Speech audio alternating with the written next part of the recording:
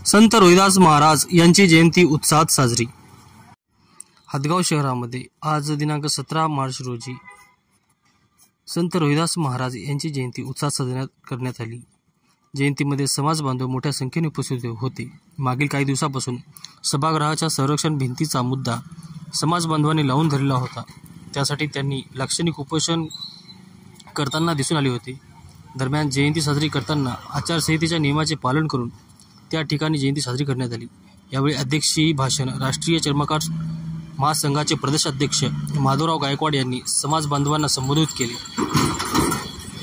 संत रोहिदास महाराज यांचे विचार ज्यांनी वाचले, ज्यांना रोहिदास महाराज कळाले तो स्वावलंबी बनतो, म्हणून महाराजांचे विचार सर्वांनी अंगीकारले पाहिजे असे प्रतिपादन त्यांनी केले।